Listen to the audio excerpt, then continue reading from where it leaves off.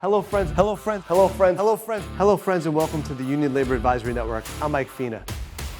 ULA's mission and vision is to support, educate, and promote union labor in our communities. There are great careers that you can have within the building trades as well as public sector unions. We're here to shed light on those opportunities, what they're doing, what these jobs are all about, and highlight them across the ULA's platform. Oh, we're going live now. All right, 5, 4, 3, 2, 1. Hello friends and welcome to the Union Labor Advisory Network. I'm Mike Fina. Today I'm extremely proud and privileged to be with Mike Barasch from Barasch McGarry law firm to learn a little bit more about Mike, your background, history, and experience, and how 9/11 has changed your world personally and professionally. So thank you very much for being with us today and learn a little bit more about your story. Well, thank you for helping me spread the word to the 9/11 community, because there's still so many people, tens of thousands of people, who don't understand they are eligible for the free health care and the compensation which the U.S. government is offering them. Yes. So every time someone like you is interested, I'm so willing to talk and help spread the word and advocate. Thank you, Mike. So tell me about you. I mean, how everything got started and your world of advocacy for 9/11 victims. So before 9/11, I was a personal injury attorney who, for the most part, represented injured New York City firefighters and cops, because they get injured a lot, and there's a special New York State law that allows them to get justice from the building owner, perhaps, who violated an electrical code that caused a fire, which caused their injury. So I tried hundreds of cases for these guys, and it was really very rewarding. And then 9/11 happened, and it changed my life. Yeah. And in changing your life, your career shifted a little bit more into regards to helping 9/11 victims, or the programs that were available to them, the 9/11 compensation fund. You know, maybe you could really. There was no 9/11 compensation fund right at the beginning, but having represented so many firefighters, I sadly knew personally so many guys who died that day, and so many witnesses in my client firefighters' cases. So I was thrust right into this really by accident. I mean, my office is also 3 blocks from Ground Zero. I was here when the towers got hit. I was one of those people that you see running uptown covered in dust, because I stayed here watching in horror as dozens of people were jumping from the towers and not able to fully grasp what I was even seeing. And then when that first tower began to fall, it was like, wow, I better get out of here. And sure enough, by the time I ran 18 floors down to the lobby was filled with smoke already. That's how fast this smoke enveloped lower Manhattan. So I ran uptown as firefighter and cop heroes came downtown. But then afterwards, in the weeks that followed, my office was closed for weeks because we had no electricity. So my office did what so many other countless New Yorkers did. We visited firehouses to see, was there anything we could do. The women in my office baked lasagna. We did just what anybody would do. And we kept hearing all these people coughing. And we didn't really understand it until the fire department actually called it the World Trade Center cough. So we needed to protect these guys, so I filed notice of claims with the city of New York saying, hey, you didn't give these guys respiratory protection when they were breathing this really dangerous dust. And of course the city came back and said, wait a second. The Environmental Protection Agency said the air is safe to breathe. Come back to your offices. Reopen Wall Street. Come back to school. We all did that, and we then started to have that same cough. So I advocated. I got very lucky, Mike. I met Kenneth Feinberg, who had just been appointed special master by President Bush to head up the first victim compensation fund. And I told him, Mr. Feinberg, none of my firefighter clients are eligible to go to the victim fund because, first of all, they only have a cough. And secondly, none of them went to a doctor within 72 hours, which the law required them to do, because what firefighter was going to leave the pile when there was a chance that they could still find someone? That's what we were all hoping against hope. And rescue people, who was going to go to a doctor to complain about a cough? Right. Nobody. So all these guys couldn't go to the victim fund, and Mr. Feinberg did the greatest thing for the 9/11 community. At the time, we didn't really realize it. He said, I will do away with that 72-hour commitment if you'll bring all your clients into the victim compensation fund. So that was fabulous. We went into the fund to protect these guys. We still didn't really understand the full extent of their illnesses, but we knew one thing. I'm a lawyer, right? If I have really bad asthma, I can still practice law. But you can't be a firefighter or a cop if every time you're exposed to smoke, you're going to have a bronchial spasm. Every time you run after a perp, you're going to perhaps have an asthma attack. You're at risk to yourself, to your fellow firefighters and cops, and to the general public. Right. So it took some time, but we put over 1,000 first responders into the first victim compensation fund, which closed at the end of 2003, I'm sorry. But people didn't stop getting sick. Right. So then we spent the next 7 years advocating for Congress to reopen the victim fund and to create a health program. Sadly, in part, one of the biggest pieces of evidence we had that helped us accomplish this was the autopsy report of my client, Detective James Zedroga. Jimmy was an NYPD detective. He developed a horrible, insidious pulmonary illness called pulmonary fibrosis, where you basically suffocate to death. He died at the age of 34 in 2006. The family agreed that it would be helpful to have an autopsy, and in his lung tissue, they discovered ground glass, asbestos, chromium, lead, benzene, all these known carcinogens.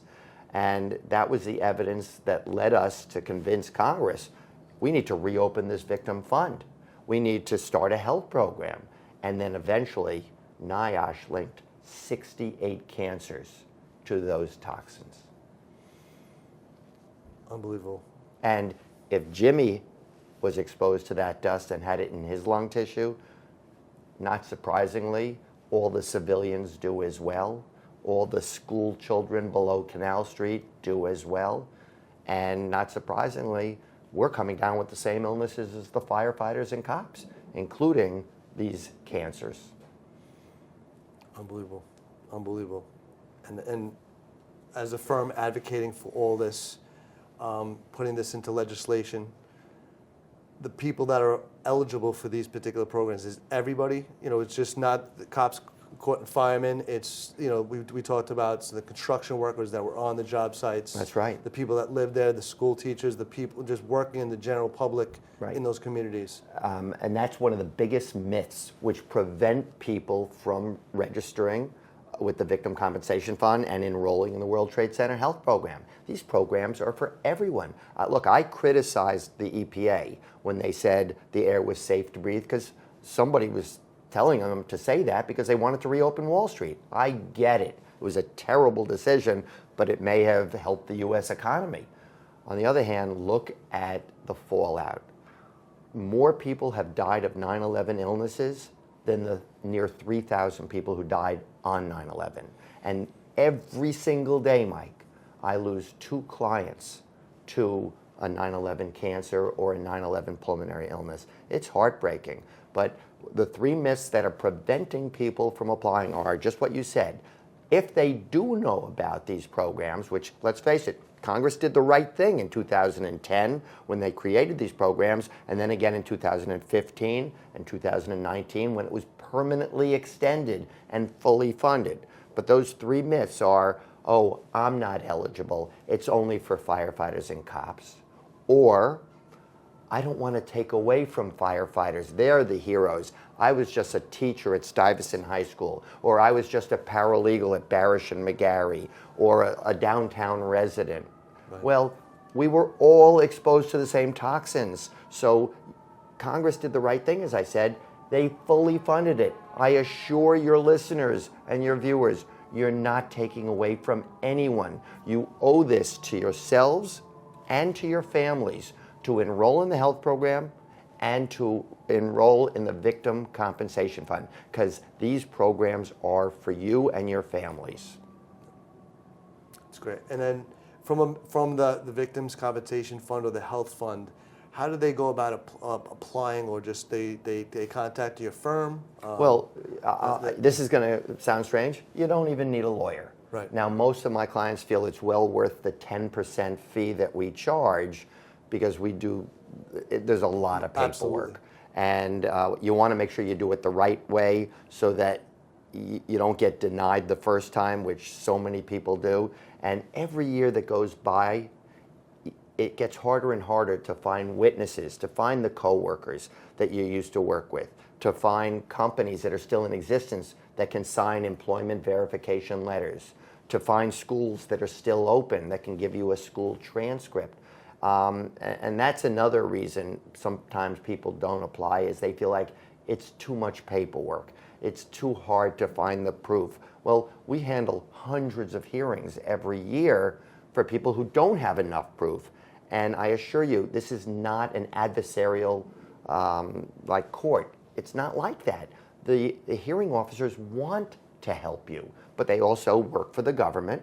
So before they can give you money, they have to be convinced that you're telling the truth. So that's why you can just testify, and if you have enough details that only someone who lived, worked, or went to school downtown would know, well, they'll grant your wish and find you eligible. So don't give up. That's what I tell people all the time.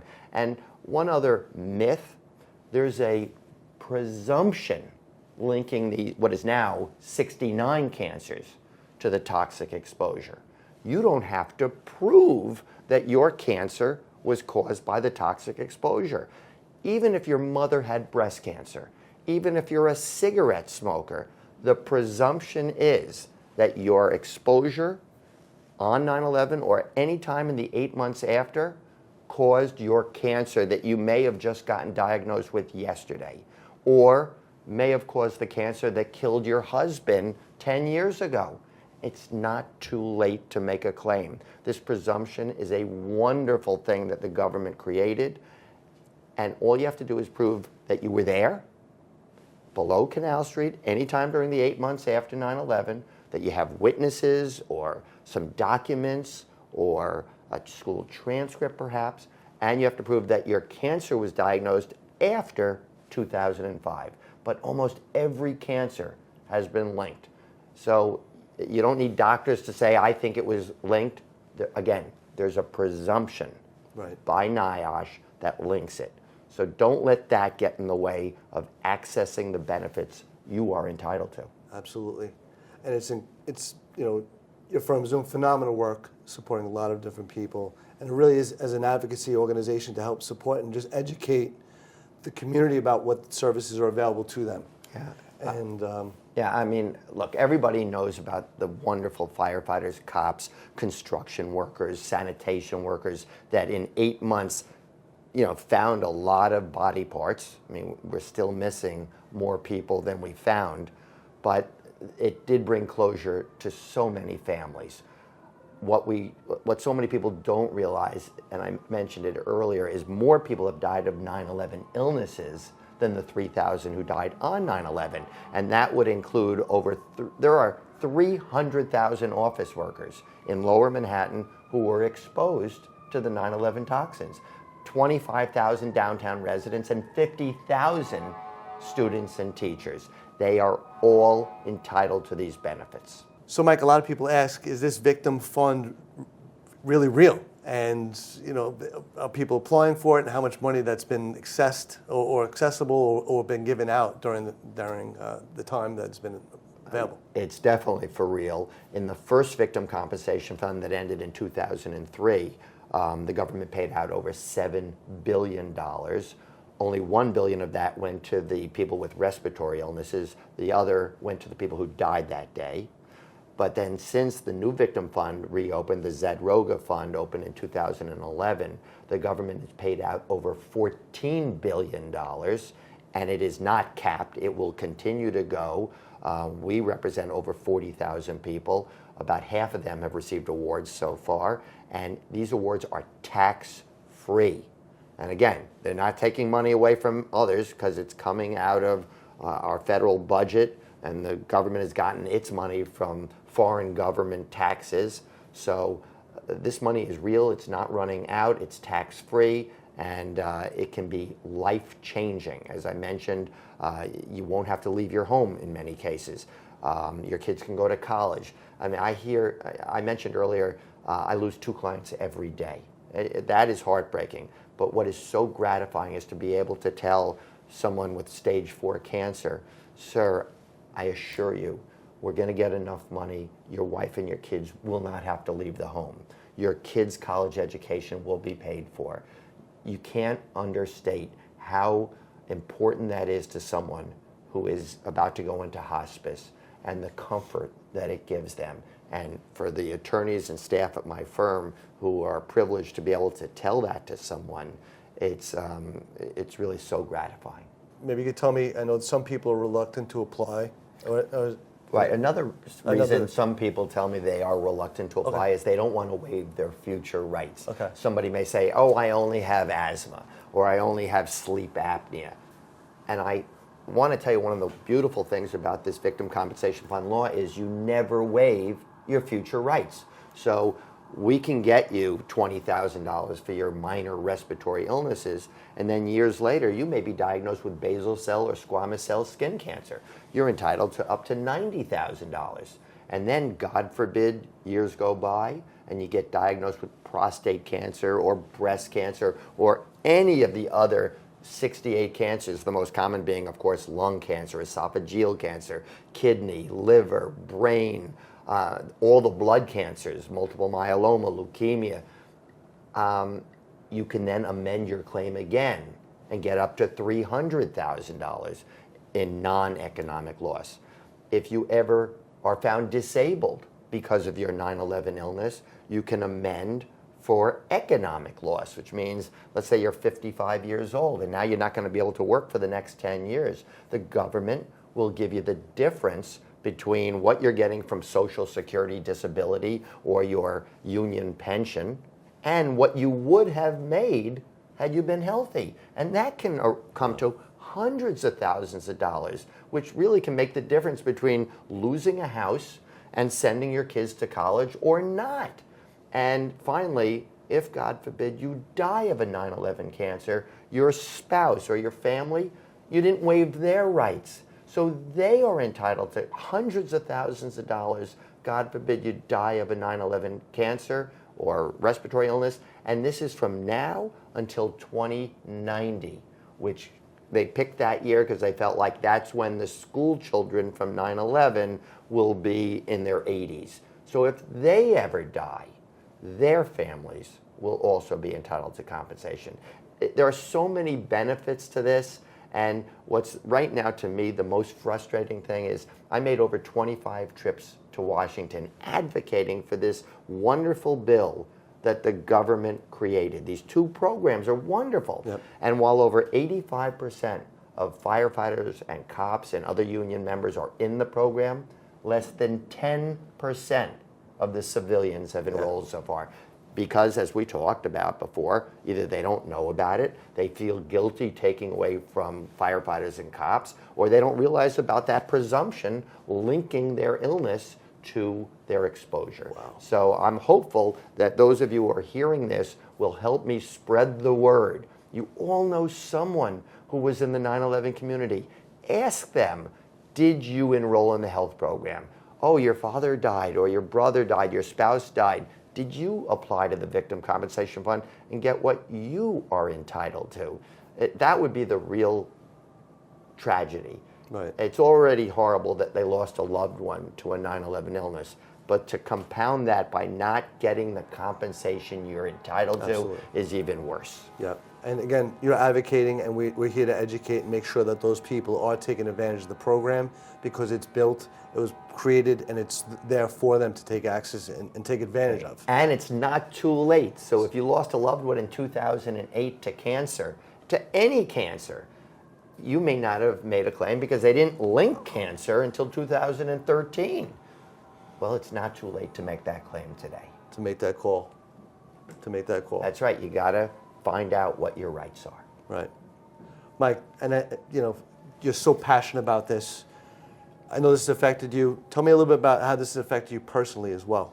Well, I think you can tell I do take this personally. Absolutely. Absolutely. First of all, we came back to the office 4 weeks later when they restored the electricity to my office building, and those buildings were on fire for 99 days. So you'd walk out of the subway and the smell would just hit you in the face. Every day, people in my office, their eyes were, tearing. People were having problems breathing. But the EPA had told us the air was safe, so we believed them. Yep.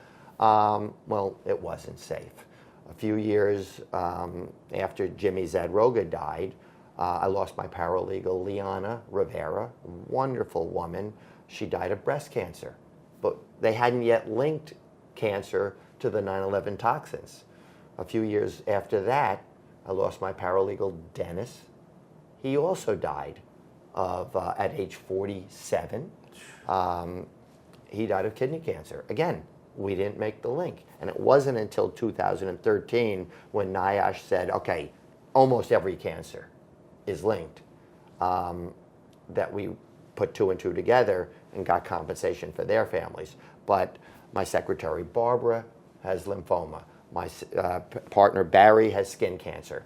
I am a prostate cancer and skin cancer survivor. Almost everybody else in my office who was here has respiratory problems today. And I'm very fortunate today that almost 24 young people work for me who lost a parent as a result of their exposure to the 9/11 toxins. Most of them were first responders. But when I say I'm lucky, you can't substitute their passion for those who didn't lose. I mean, yes, a lot of people in my office are so passionate, but when a widow speaks to someone in my office who says, ma'am, I do understand what you're going through. I lost my father to a 9/11 cancer. Yeah. It just resonates that much more with a family member. So that's why we take this so personally. And then again, as I mentioned, I've been to Washington so many times. I feel so proud that I played a small part in helping Congress understand why this is so important. And it feels so gratifying to be able to help so many people. It's beautiful. I mean, you're doing incredible work, and you're helping a lot of people. And I'm proud to help support you from an advocacy standpoint to promote how you're saving lives or just making sure that people take advantage of these particular programs. Well, I don't save lives, but the health program does. And we enroll people in the health program, and we find the evidence that they need. I mean, I'm very fortunate that I have 40,000 clients who can help people find witnesses. Because remember, the government requires witnesses. Lots of times people have fallen out of touch with people that they used to work with. And once they tell me the name of their company, I go to my database and I see, 6 people work at that company. Quite often, one of those people will remember my new client, and they can sign an affidavit for my client, and that's all it takes. That's great. So take advantage of the services. Mike, you've put together you've helped legislation put together these particular programs and advocating for them. I'm thankful for all that you do, and we're happy to promote and support all these particular initiatives to make sure people are aware to get into the program and not apply because they think that there's things that it's not going to go to firemen's or police that are there. It's accessible for you. It's been put in place for you. So take advantage. The information will be out and on our website, on all socials for links and information and resources. So thank you for helping me spread the word. It's a privilege to do what I do, and meeting people like you really is special. So thank you, buddy. Mike, thank you as well. Thanks for all you do. I'd like to thank all our sponsors for helping to build and promote the ULA network. It is because of you that we're able to support, educate, and promote informative content relevant to labor. Please subscribe, like, and share our channel and media. I'd like to thank you all for your support.